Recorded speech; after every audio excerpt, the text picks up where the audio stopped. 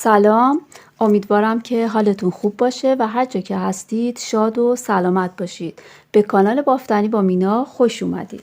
دوستان عزیز، این هفته براتون این شلوار رو بافتم که برای بچه‌های 2 ساله مناسب هستش و هم دخترونه میتونه باشه هم پسرونه که با توجه به رنگ شما اون رو میتونید برای دخترتون و یا آقا پسرتون ببافید. 6 تا دکمه استفاده کردم برای این شلوار و اندازه هاش رو هم در پایان ویدیو بهتون گفتم و اینکه چطور میتونید برای سایز بزرگتر و یا کوچیکتر ببافید اون رو هم توضیح دادم. من برای این شلوار از 2 تا کلاف مارک ناکو الیت بیبی استفاده کردم که البته کل کلاف رو استفاده نشد و اینقدرش مونده. میل سیمی شماره 3.5 استفاده کردم. امیدوارم که خوشتون بیاد و لذت ببرید و شما هم با من شروع به بافت بکنید. اگر از این بافت خوشتون اومد کامنت و لایک رو فراموش نکنید و در قسمت کامنت ها برام بنویسید که چه نوع لباسی دوست دارید که من آموزش بدم و اون رو اگر از دستم بر بیاد آماده میکنم و ویدیو براش میسازم. اگر دوست دارید که هر هفته با یه لباس کودک زیبا و ژورنالی با من همراه باشید سابسکرایب کنید کانال من رو، عضو کانالم بشید که خوشحال میشم. خب حالا اگر آماده هستید با هم بافت رو شروع میکنیم. برای بافت این شلوار که از 2 تا تکه تشکیل شده یا همون 2 تا پاچه های شلوار هستش که من با کشباف 2 تا زیر 2 تا رو شروع کردم. 54 تا دونه باید سر بندازیم و کشباف 2 در 2 ببافیم.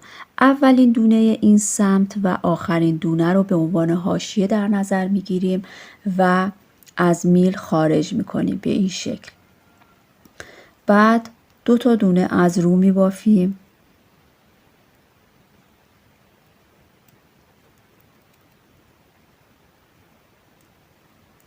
یک، دو و 2 تا دونه از زیر. 2 تا زیر، 2 تا رو. 2 تا زیر، 2 تا رو. 2 تا زیر،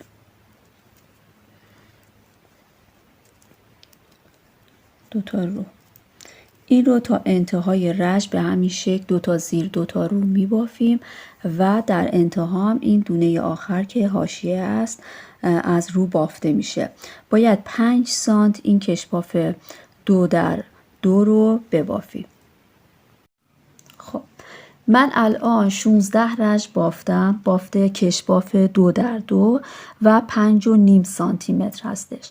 شما اگر بخواید که پایین شلوار رو تا بکنید بیایید این قسمت رو 2 برابر ببافید، یعنی مثلا 10 سانتی متر که ببافید کافی هستش. و حالا بافت رکن رو من شروع میکنم. 25 تا دونه رو میام از زیر میبافم. 2 3 4 5 6 7 8 9 10 11 12 13 14 15 16 17 18 19 20 21 22 23 24 25 تا دونه رو بافت رکن انجام دادم. 25 تا دونه هم از این سمت و این 4 تا دونه وسط رو برای قسمت وسط شلوار که به عنوان مثلا پنس میخوام تا انتها این رو ببافم. میایم این 4 تا دونه رو، اولین دونه رو از رو میبافم، 2 تا دونه از زیر و دونه بعدی رو هم از رو می بافم. این 4 تا برای قسمت وسط شلوارمون هست و 25 تای بعدی رو به صورت بافت رکن ادامه میدم. 2 3 4 5 6 7 8 9 10 11 12 13 14 15 16 17 18 19 20 21 22 23 24 و 25. خب این 25 تا هم بافت رکن رو انجام دادم. رج بعد ببینید من برای ابتدای رج ها این نخ رو به شکلی قرار میدم که این برجستگی ها بیفته برای دوخت لباس که دوخت تمیزتری رو به ما میده. ببینید الان این نخ رو من بردم اون سمت، دونه اول رو در میارم، دوباره 25 تا دونه رو از زیر میبافم. 2 3 4 5 6 7 8 9 10 11 12 13 14 15 16 17 18 19 20 21 22 23 24 25. 25 تا که بافتم دوباره میرسم به این 4 تا که برای وسط شلوار در نظر گرفته بودم. این یک دونه ای که اون سمت از رو بافتم خب باید به شکل بافت سلانیک انجام بدم. بافت سلانیک چجوریه؟ ببینید به صورت نرمال باید این شکلی ببافیم دیگه، ولی بافت سلانیک که گفتم میایید سوراخ زیری دونه رو در نظر میگیرید، یعنی اینجا رو میبافید. ببینید به این شکل میبافید. این دوتا دونه هم که وسط هستش همیشه مثل بافت رکن بافته میشه، یعنی از زیر میبافیم. تو همه رج ها از زیر میبافیم. این دونه بعدی رو هم به شکل بافت سلانیک میبافیم. خب این 4 تا دونه رو برای وسط شلوار رو انجام دادیم و بعد بقیه بافتا که 25 تا دونه هست به شکل بافت رکن میبافیم.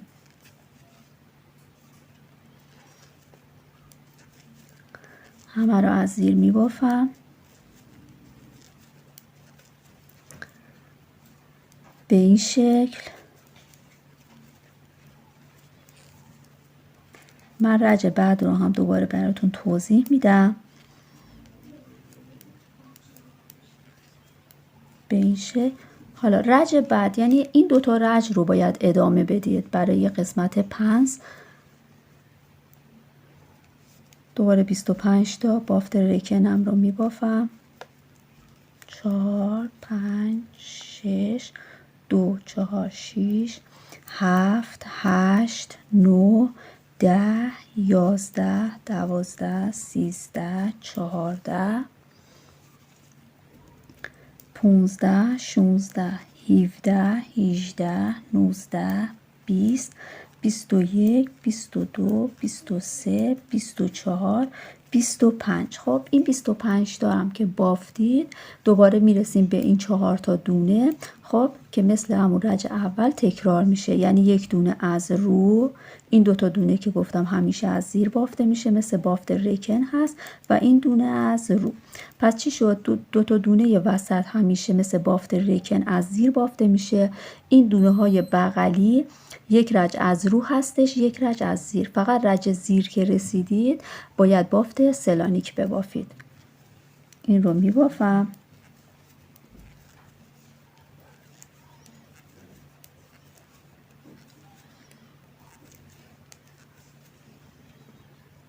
به این شکل، یعنی تا انتها به همین شکل هستش.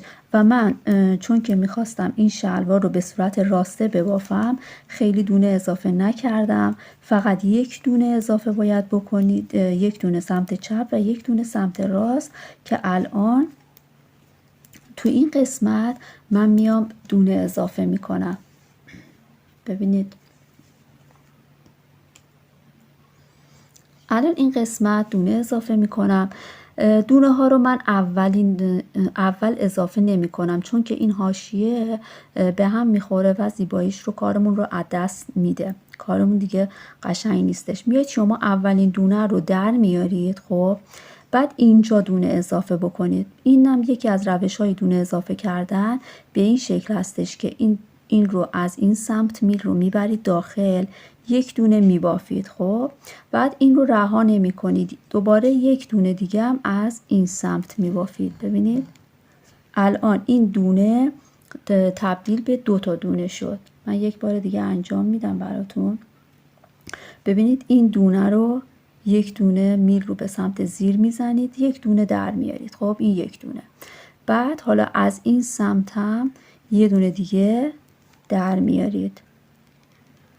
خب الان یه دونه تبدیل به 2 تا شد. یک دونه پس من اینجا اضافه کردم و بقیه بافت رو از زیر میبافم. پس یک دونه این سمت اضافه کردیم تا برسیم به 4 تا دونه وسط شلوار.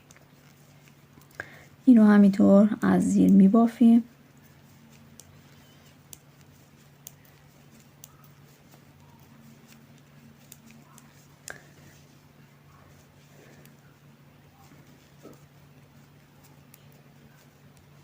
خب ببینید این سمت الان 2 تا گندمی این سمت و این سمت هستش. اینا همون دونه هایی هستش که رج قبل ما از رو بافته بودیم که این رج باید به صورت سلانیک ببافیم. اینجا نه، زیرش میزنیم میبافیم. این 2 تا دونه هم که بافت رکنه. بعد اینجا دوباره سلانیکمون رو میبافیم و بعد بقیه دونه ها رو همینطور ادامه میدیم تا برسیم به یک دونه مونده به آخر که یک دونه هم از اون سمت اضافه باید بکنیم که من الان میبافم و نشون میدم که چجوری باید دوباره اضافه کنیم. دقیقا مثل همون دونه‌ای که اضافه کردیم همونطوری، هیچ فرقی نداره. میبافم. خب الان رسیدیم به یک دونه‌ای که گفتم که اینجا که اضافه نمی کنیم. خب بعد اینجا اضافه بکنیم. میایم به این شکل یک دونه میبافیم. ببینید یک دونه میبافیم، اینو رها نمی کنیم. یک دونه هم میایم از این سمتش میبافیم به این شکل. یک دونه تبدیل به 2 تا شد و دونه آخر رو هم به زیر میبافیم. حالا شما باید یک دیگه زیاد کردن نداریم چون که میخوام که این شلوار رو به شکل بافت راسته باشه.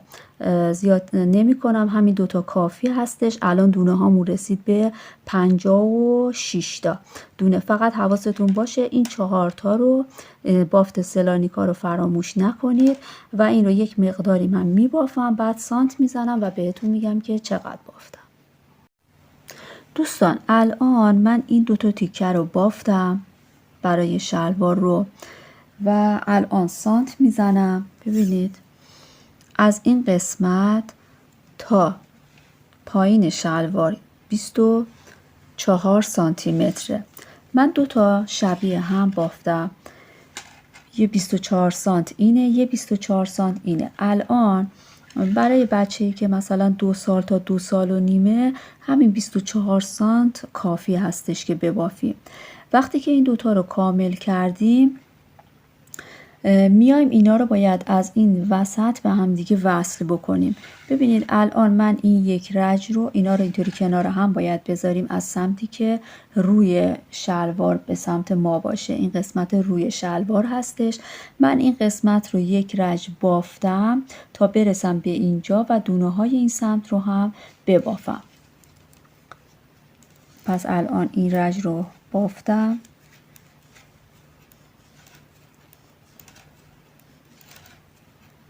به این شکل. خب بعد الان باید بیایم این سمت رو هم به هم وصل بکنیم. من این نخ رو بریدم و اون سمت میندازم، با این نخ گره میزنمش اول به این شکل.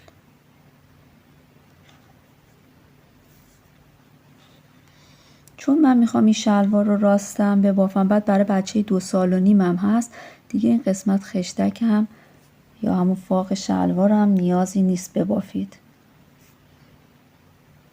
2 تا گره میزنم، سفتش میکنم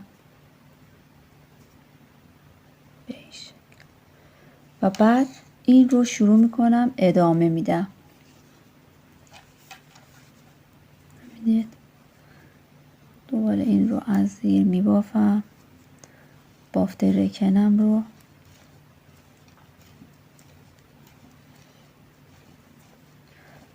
تا انتها به همون شکل قبلی بافتامون رو میبافیم. دونه هامون رو میبافیم.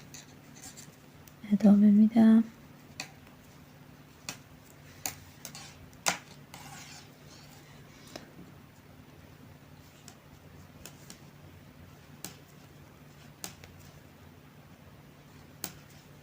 رسیدیم به قسمت وسط شلوار.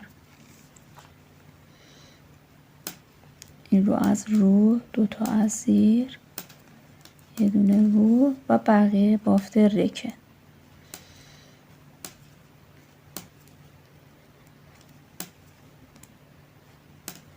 ریش.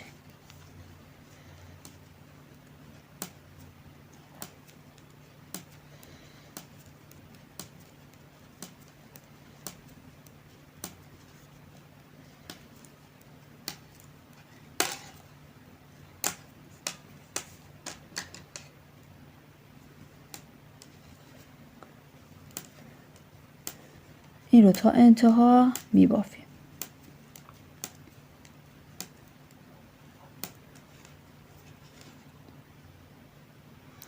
ببینید دوستان، الان اینا رو من به این شکل به هم دیگه وصل کردم. خب الان باید 14 سانتی متر به همین روش ببافیم، یعنی هیچ تغییری نمیکنه. البته 2 تا روش وجود داره برای این بافت. شما میتونید این رو به همین شکل ببافید، همون 14 سانتی متری که گفتم که بعدش میخوام اینجا یه جیب تزیینی بزنم. خب بعد این قسمت رو در انتها اون وقت باید بدوزیم. ولی اگر بخواید که بافتتون از این قسمت خب بدون دوخت و درز باشه، میایم از یک میل سیمی کوتاه‌تر استفاده میکنیم و به صورت گرد بافی میبافیم. من الان میخوام این رو به صورت گرد بافی ببافم. دوستانی که دوست دارن که مثلا همینطوری ببافن، 14 سانتی متر ببافن و در انتها باید اون رو بدوزن. اما اگر دوستانی که دوست ندارن که این قسمت درز داشته باشه، میتونن به روشی که الان براشون توضیح میدم ببافن. پس از یک میل سیمی کوتاه‌تر استفاده میکنیم برای بافت و این 2 تا قسمت رو باید به این شکل به هم دیگه وصل بکنیم. ببینید الان این میل سیمی بلنده، من الان این رو داخل میل سیمی کوتاه میکنم و بعد بافت رو نشون میدم.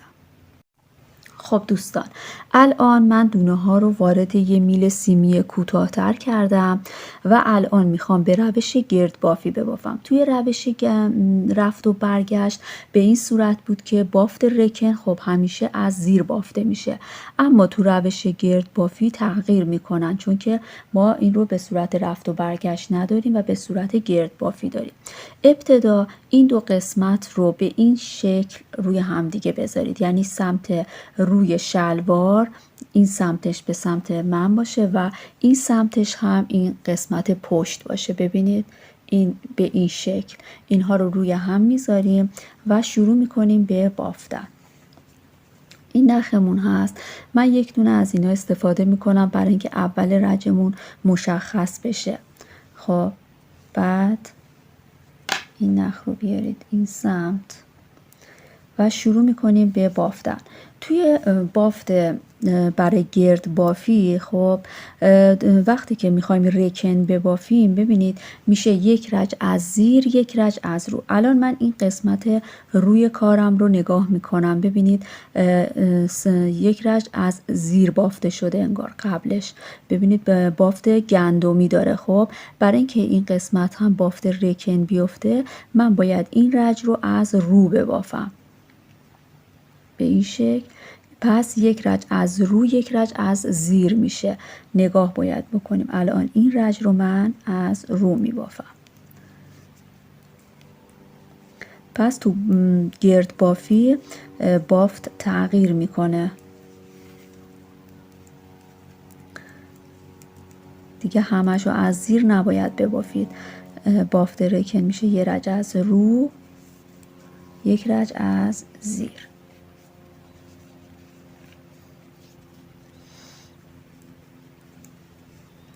الان این رج رو از رو میبافم تا برسم به این حاشیه وسط شلوار.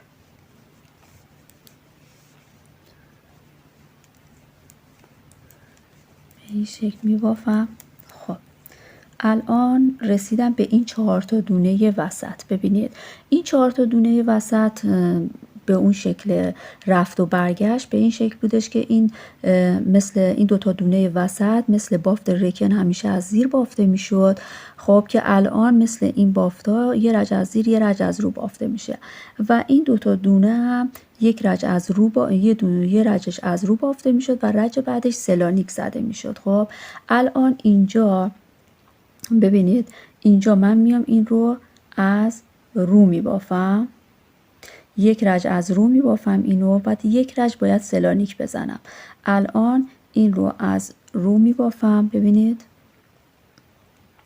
این رو از رو میبافم، این رو هم دوتا رو هم از رو میبافم، این رو هم از رو و بعد بقیه دونه ها هم از رو بافته میشه.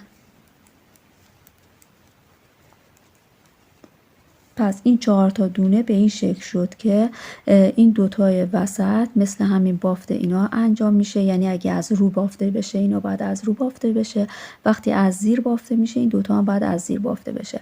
این 2 تا دونه هم که این کنار هست یک بار از رو بافته میشه، یک بار باید بافت سلانیک بزنیم. خب من الان بافت رو ادامه میدم. اینا روه،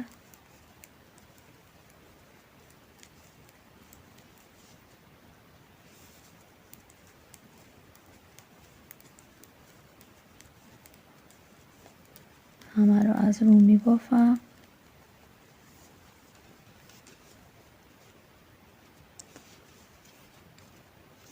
اینجا میذارم رو رو رو رو دیگه. از این قسمت ببینید به هم دیگه اینا وصل میشه. رو تا برسیم به اول رج.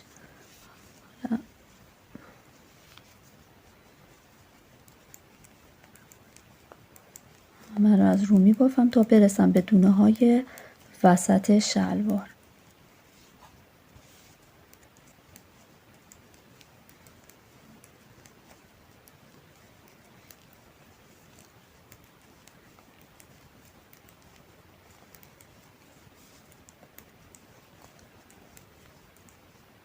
خب الان دوباره رسیدم به این 4 تا دونه وسط. خب به این 4 تا دونه وسط رسیدم که گفتم که اینا مثل همین بافتای این سمته، یعنی هر وقت اینا از سمت رو باشه این هم از رو بافته میشه و هر وقت این قسمت ها از زیر باشه این دوتا هم از زیر بافته میشه. الان من از رو بافتم، اینا هم بعد از رو بافته بشه و این قسمت هم یک بار به رو بافته میشه، یک بار هم به شکل بافت سلانیک که رج بعد میگم چجوری هستش. الان اینم به رو به رو و اینم به رو، اینم به رو به رو به رو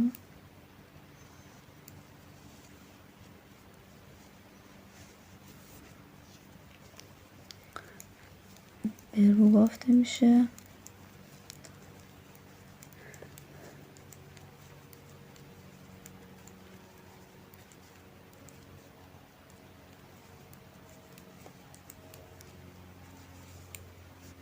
الان داریم میرسیم به انتهای رج، به جایی که علامت گذار رو زدیم. به این شکل. خب الان این رج تموم شد. علامت گذار رو من این سمت میذارم و رج بعد رو شروع میکنم. حالا رج بعد ببینید رج قبل رو که من از رو بافته بودم الان باید بیام از زیر ببافم. شروع میکنم از زیر بافی. ببینید الان بازم همون بافت رکنمون رو داریم به این شکل گرد بافی. از زیر میبافم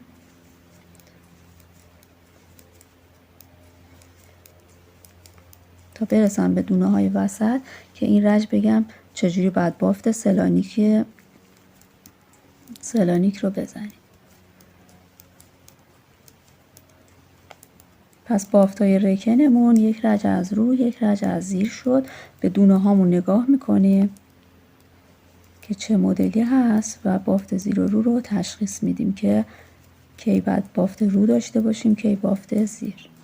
خب الان دوباره رسیدیم به این 4 تا دونه وسط. ببینید خب که رج بعد همش رج قبل همه رو ما از رو بافته بودیم. خب اینو باید یک بار که از رو بافتیم رج بعد باید به شکل سلانیک ببافیم. ببین الان سلانیک ما دونمون از رو هستش.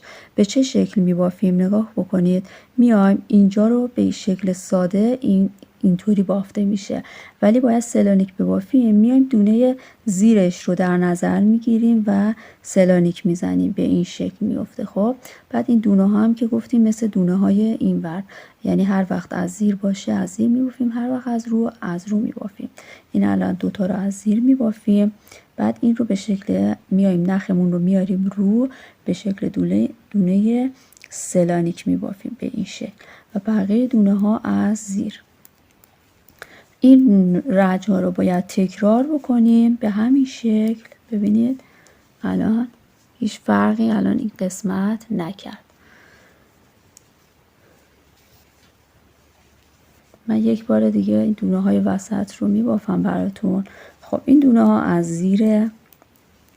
ببین قشنگ مشخص هستش که وقتی اینجا از رو شده قسمت قبل روه، الان من بعد این رو از زیر ببافم که بافت رکن بهم بده. توی گرد بافی به این شکل هستش، چون همه دونه ها به سمت ما هست دیگه.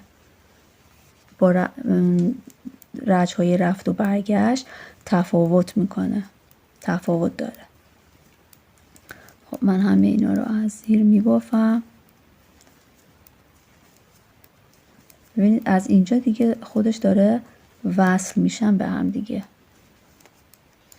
ولی خب چون بافت رکن هستش و اینجا توی گرد بافی یه رج از رو یه رج از زیر میشه، یه خطی این وسط میفته.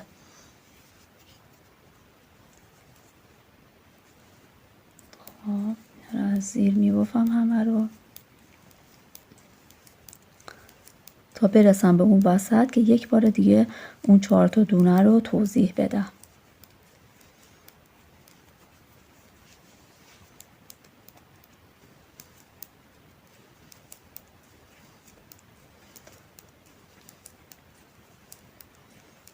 خب الان ببینید این 4 تا دونه رسیدیم.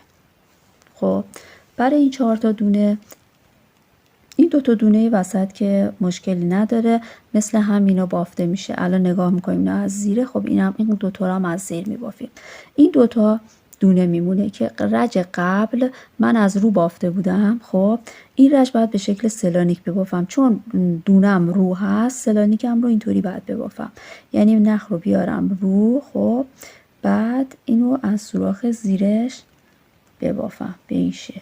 خب این 2 تا دونه هم که از زیر بافته میشه، اینم که به همون شکل بافته میشه، سوراخ زیر میزنیم اینطوری.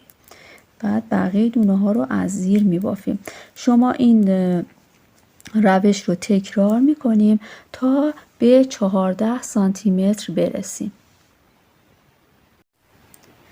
یه روش دیگه هست برای اینکه بخواید دونه روتون رو به شکل سلانیک ببافید. خب یه روشش این بودش که میاید نخ رو به رو میندازید و از سوراخ زیرش میزنید که یه کمی سخت میشه. خب برای اینکه روش آسونی رو ببافید به این شکل هستش که نخ رو بیارید به سمت خودتون، به سمت رو بیارید. خب این دونه رو که میخواید سلانیک بزنید، خب این رو نبافته وارد میل بکنید و بعد این 2 تا دونه‌ای که وسط هستش که به زیره، این قسمت به زیره، اینجا هم به زیر بافته میشه. دوباره این قسمت نخ رو بیارید رو و دونه رو نبافته وارد میل بکنید. نخ هم رو هستش و بعد بقیه دونه ها رو ادامه بدید. اگر به این روش ببافید هم آسون تره هم که بهتر از کار در میاد. برای این شلوار ما به 2 تا جیب تزیینی که به این شکل هستش احتیاج داریم که یک دونش رو من بافتم کنار گذاشتم و یک دونش رو الان توضیح میدم که بعد به چه شکل بافته بشه. 18 تا دونه سر انداختم. خب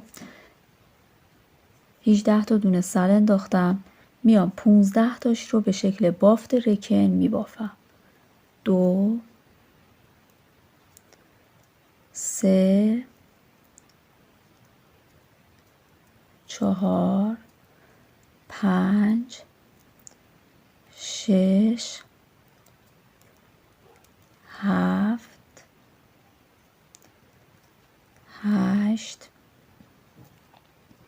9 10 11 12 13 14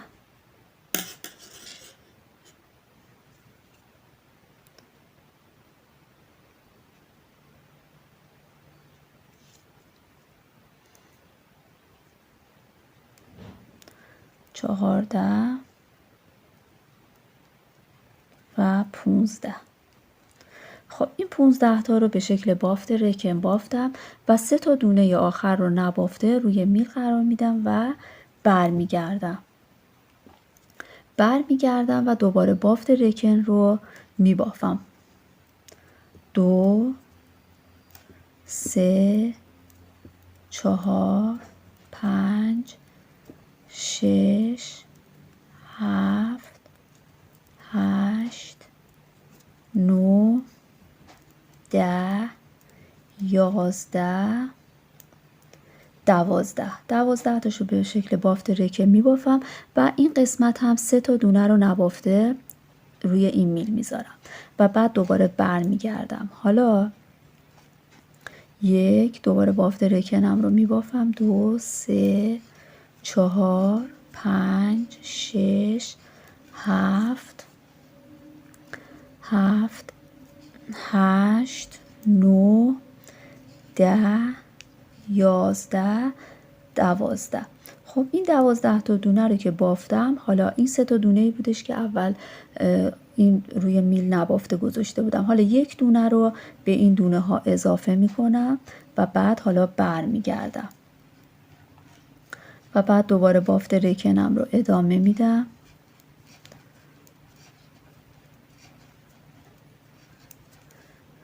میبافم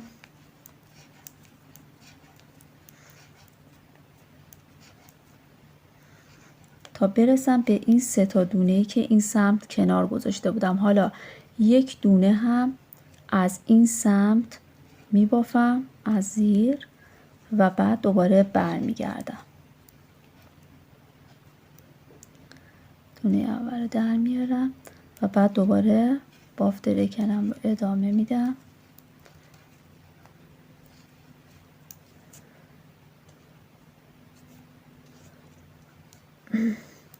بافت رکن رو ادامه میدم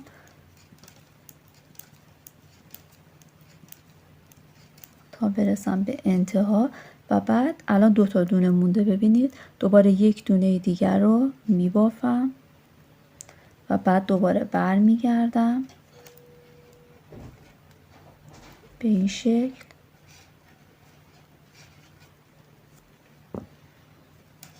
میبافم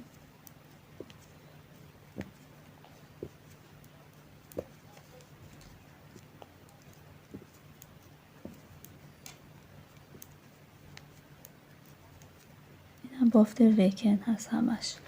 بعد دوباره رسیدم به این دوتا، دوباره یک دونه دیگر رو میبافم و بعد برمیگردم دوباره بافت رکنم رو انجام میدم.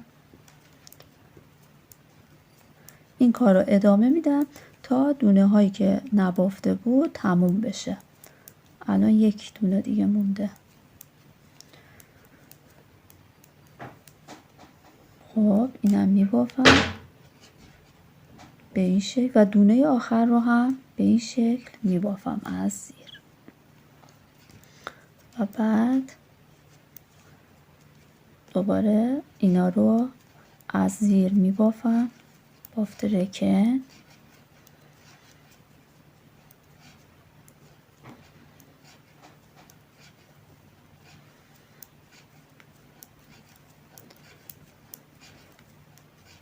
تا برسم به دونه آخر. اینجا هم یک دونه مونده، اون رو هم از زیر میبافم به این شکل و بعد برمیگردم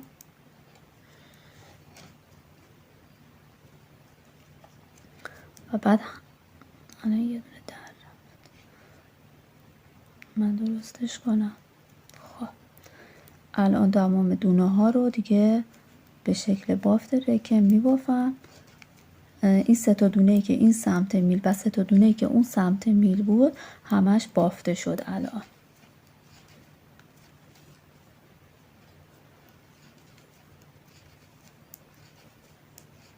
دیگه کار دیگه انجام نمیدیم.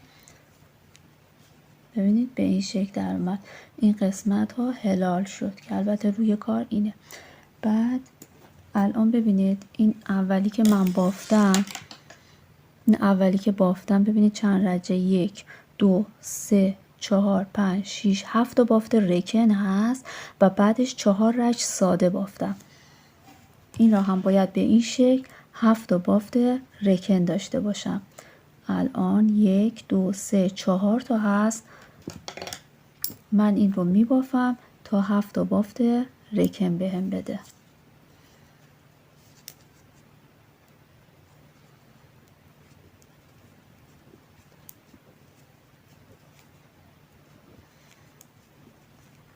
من این 7 تا بافت رکن رو میبافم. من الان 7 تا بافت رکنم رو بافتم یا همون 14 رج بافتم و بعد الان باید 4 رج بافت ساده ببافم، یعنی 1 رج از زیر 1 رج از رو. از همینجا شروع میکنم. اولین رجم رو از زیر میبافم.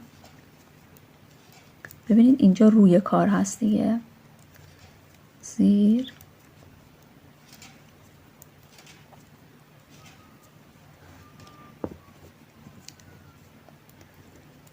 این اولین رج.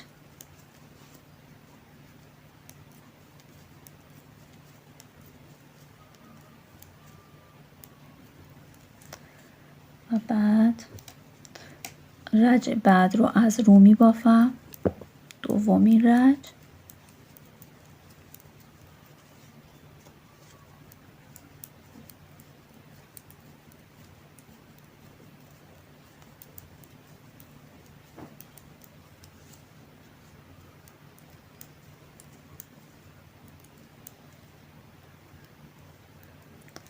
دومین رج.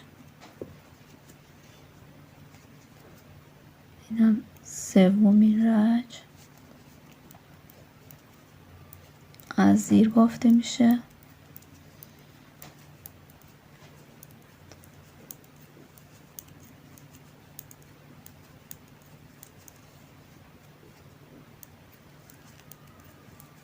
از زیر.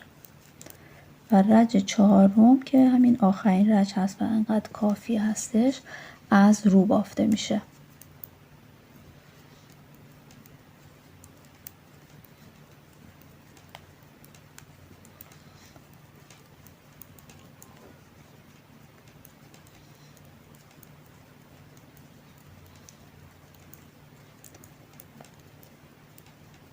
وقتی که 4 رج ساده رو تموم کردید نیازی نیست کور بکنید و این نخ رو کوتاه میکنید.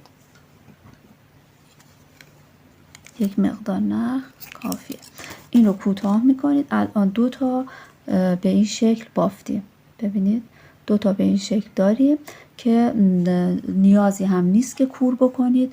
من توی باف بهتون میگم که چجور این دونه ها رو باید ببافید. الان من این قسمت رو 14 سانتی متر بافتم که سانت میزنم. ببینید از فاق شلوار تا این قسمتی که بافتم تقریبا 14 سانتی متر هستش. این قسمت جلوی شلوار هست و این قسمت پشت شلوار. وقتی که به شکل گرد بافی بافت رکن رو میبافیم یه خط باریکی این قسمت میفته. خب این میشه قسمت پشت شلوار. من این قسمت جلوی شلوار رو از این قسمتی که برای کنار شلوار این 4 تا دونه رو در نظر گرفتم و این قسمت هم این 4 تا دونه رو در نظر گرفتم. از این قسمت تا این قسمت 54 تا دونه هستش که نصفش میشه 26 تا دونه. این سمت من یه علامت گذار گذاشتم و 26 تا دونه هم این سمت هستش. این جیب تزیینی که بافته بودم 2 تا، میخوام یکیش رو این قسمت وسط اینجا بذارم، یکیش رو هم این سمت بذارم که این 18 تا دونه هست که با 18 تا دونه وسط این قسمت بافته میشه با هم دیگه. 4 تا دونه این سمت، 4 تا دونه این سمت و این 18 تا هم با 18 تای وسط با هم بافته میشه که به این شکل. بعد از اینکه این کنار شلوار رو بافتم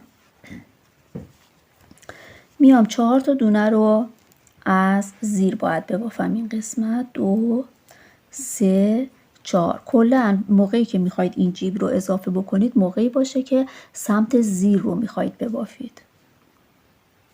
این نخ رو این سمت میذارم، این 2 تا میل رو کنار هم میذارم. بعد از اینکه 4 تا دونه بعد از این حاشیه رو انداختم 1 2 3 4 تا، حالا اینا رو کنار هم میذارم و با هم دیگه به این شکلی که الان میگم میبافم. ببینید 1 دونه از قسمت روی و 1 دونه از قسمت زیر رو میگیرم و با هم دیگه میبافم، دونه رو در میارم و این 2 تا دونه رو از میل خارج میکنم. نخ زیر رو میکشم،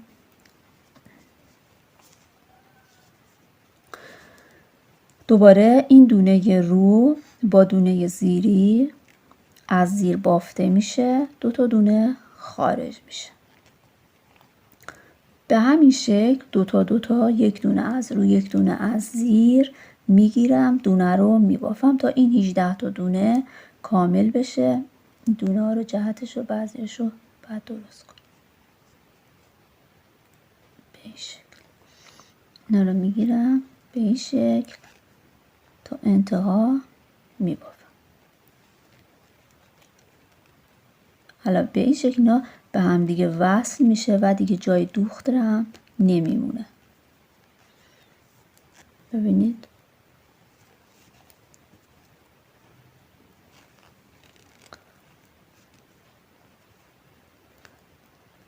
جهتش رو عوض کردم.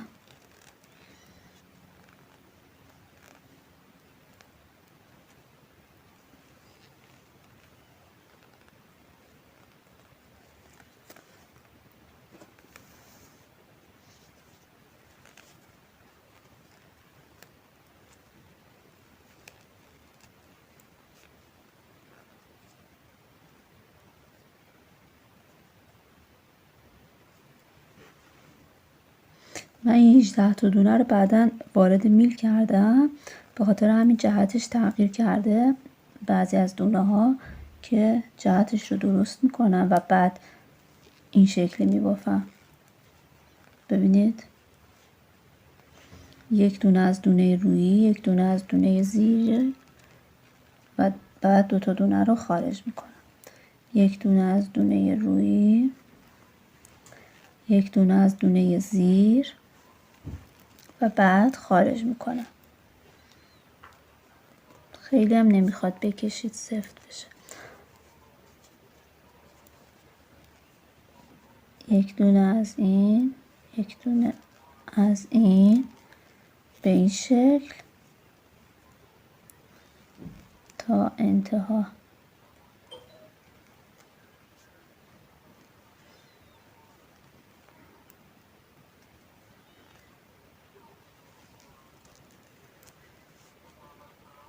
به این شکل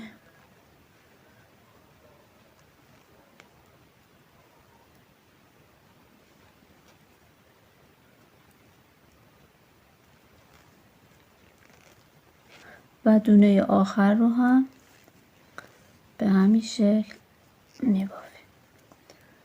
1 دونه از این، 1 دونه از این. کامل شد. این میل رو کنار میذارم و بعد 4 تا دونه بعدی که جهتش از زیر هست میبافم. 1 2 3 4. خب این قسمت رو من وصل کردم به این شکل.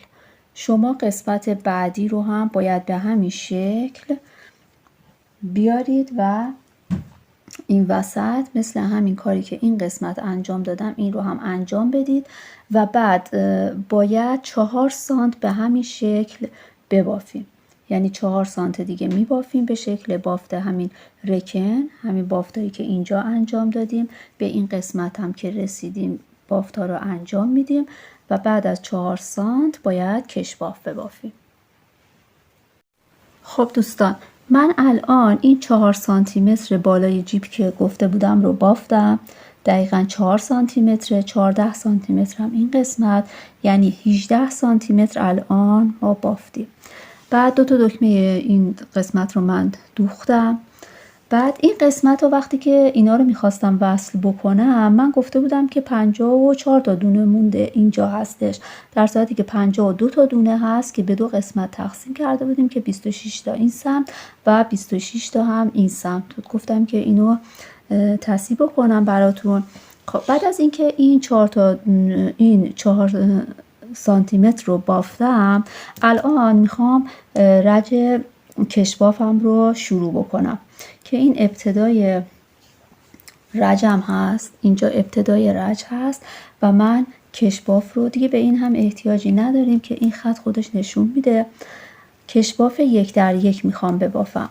خب میام اولین دونه رو از رو میبافم، دومی رو از زیر، همینطور ادامه میدم رو زیر رو زیر رو زیر رو زیر. این کشباف 1 در 1 رو ادامه میدم. به این قسمت کنار هم که رسیدیم بازم کشباف هستش و اینجا دیگه اینا رو نیازی نیست بزنیم و این کشباف رو ادامه میدیم و 4 سانت میبافیم و بعد کور کردن کشباف رو یه تکنیکی رو هست که اون رو براتون توضیح میدم. الان من کشبافم رو بافتم 4 سانتی متر و کافی هستش و بعد الان میخوام این رو کور بکنم. برای کور کردن کشباف خب به همون روش ساده هم میتونید انجام بدید. بعد الان یه روش دیگه ای رو میخوام بهتون آموزش بدم، به این صورت که وقتی که الان رسیدید به سر رج بیایید دونه اول رو به هر شکلی که هست ببافید. دونه اول ما رو هستش میبافیمش. بعد به دونه بعدی نگاه بکنید. دونه بعدیمون از زیر هستش. میایم وقتی که دونمون از زیر بود ببینید یک دونه به این روش زیاد میکنیم و دونمون رو میبافیم. وقتی که بافتیم میایم دونه ای رو که بافتیم اینو از زیر این رد میکنیم و بعد از زیر دونه اول ردش میکنیم. به این شکل در اومد. الان یک دونه روی میل هستش. به دونه بعدی نگاه بکنید. دونه بعدی از رو هستش. وقتی که دونمون از رو بود به این شکل دونه اضافه کنید. ببینید به این شکل دونه اضافه میکنیم و دونه رو میبافیم. بعد که بافتیم میایم دونه بافته شده رو ابتدا از زیر این در میاریم و بعد از زیر دونه اول درش میاریم به این شکل. خب به همین شکل تا آخر باید تکرار بکنیم. دونه بعد از زیر هستش. وقتی دونه از زیر بود به این شکل دونه اضافه می کردیم و دونه زیر رو می بافتیم و بعد دونه بافته شده رو از زیر این دونه در می آوردیم و بعد از زیر دونه اول به این شکل. دونه بعد از رو هستش. به این شکل دونه اضافه می کردیم و دونه رو می بافیم و بعد دونه بافته شده رو از زیر این خارج می کنیم و بعد از زیر دونه اولش به این شکل در میاد. دونه بعد از زیر هستش. دونه زیر رو میبافم، از زیر این در میارم و بعد از زیر این. دوتاییش هم با هم میتونید در بیارید، ولی خب یکی یکی من انجام میدم که واضح تر باشه. خب حالا دونه بعد از رو هستش، نخ رو به این شکل و دونه رو میبافید. ابتدا این رو در میاریم و بعد این رو تا انتها این رو انجام میدیم. الان من این کشباف رو کور کردم به همون روشی که انجام دادم و کمر شلوار تموم شد و حالا میخوام این درزها رو بدوزم. از همون نخی که ابتدای سر انداختن یکم کنار گذاشته بودم از همون استفاده میکنم برای دوخت. ببینید این حاشیه این قسمت ها رو نگاه بکنید، این دونه ها رو دوتا اونایی که کنار هم هست رو با هم میدوزیم. اول ابتدای کار رو سفت میکنیمش، یه بست میزنم من.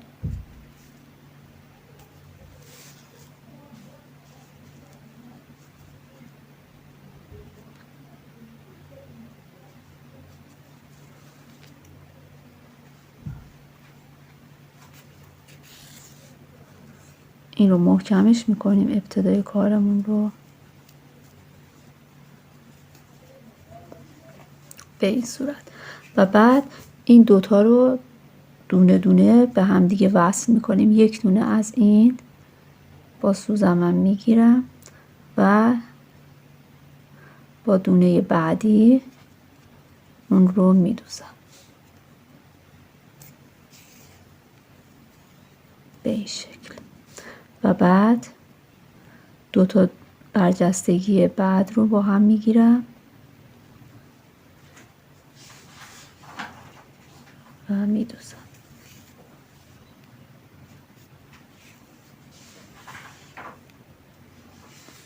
به همین ترتیب تا انتهای کار به این شکل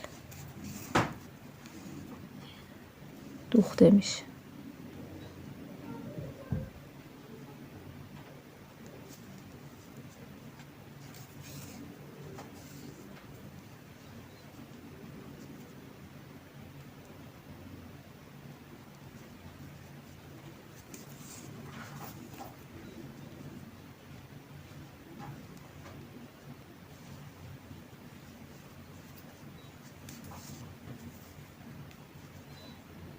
یک دونه این برجستگی رو میگیرم، یک دونه این برجستگی رو میگیرم، بازش میکنم.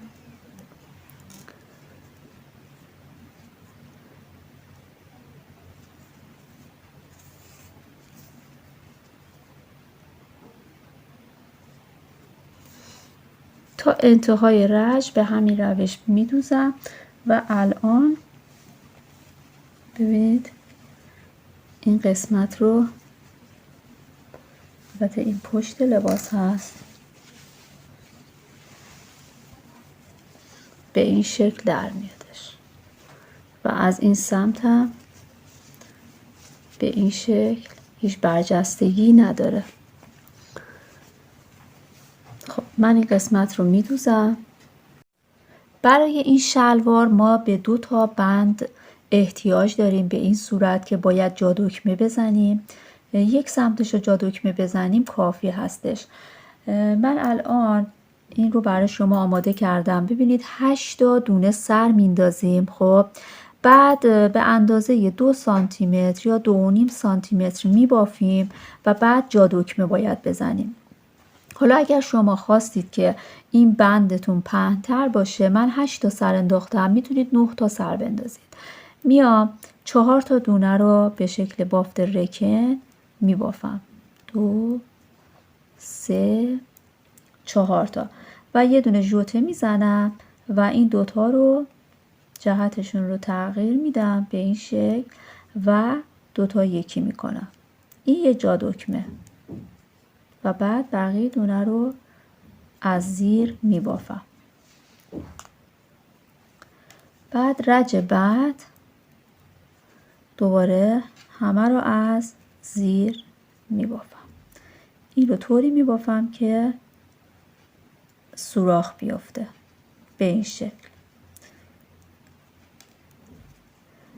و بعد یه 2 سانت دیگه بعد از این جا دکمه ببینید 2 سانت دیگه میبافید، یه جا دکمه دیگه میزنید که اگر یه وقتی مثلا بخواید که این رو کوتاه و بلند بکنید، مثلا برای بچه یه موقعی وقت بلندتر باشه یا کوتاه بخواید استفاده بکنید، 2 تا جا دکمه داشته باشه بهتره. شما میتونید تغییر بدید.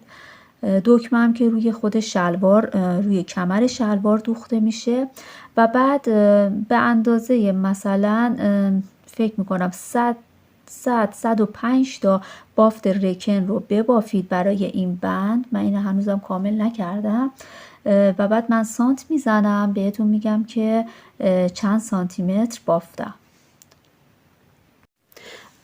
الان شلوارمون آماده شد و این شلوار برای بچه های مثلا 2 ساله مناسب شده که اندازش رو هم بهتون میگم.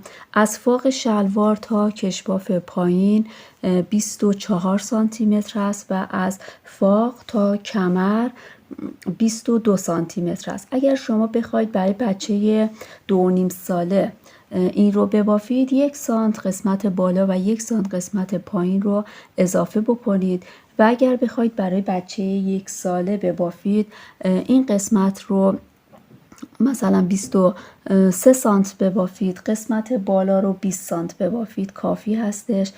و مثلا برای بچه 1 سال و نیمه بخواید همون 23 و 21 سانتی متر اینجا کافی هست. برای سر انداختن هم اگر از همین کانوا و میلی که من استفاده کردم استفاده بکنید همین مقدار رو سر بندازید. فقط این قسمتی که من 1 دوله اضافه کردم رو دیگه اضافه نکنید و به صورت راسته ببافید. و البته اگر بخواید برای بچهای 9 ماهه ببافید این قسمت فوق شلوار رو باید دونه اضافه بکنید که من توی ویدیوی دیگه اون رو کامل توضیح میدم و این قسمت ها هم باید دونه اضافه بشه. و بعد این 2 تا بند رو آماده کردم برای شلوار که 110 تا بافت رکن بافتم و دکمه ها رو دوختم. این قسمت پشت هم همینطور.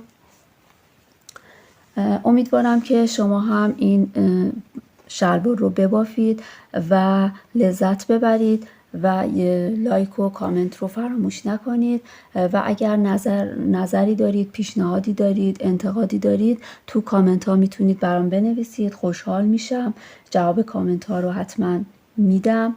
و اگر دوست دارید که باز هم این لباس های زیبا رو هر هفته ببینید و ببافید کانال من رو سابسکرایب کنید، عضو کانال من بشید که هر هفته با یه لباس کودک در خدمت شما هستم و تا اونجایی که بتونم به صورت ساده رج به رج توضیح میدم که خیلی آسون یاد بگیرید.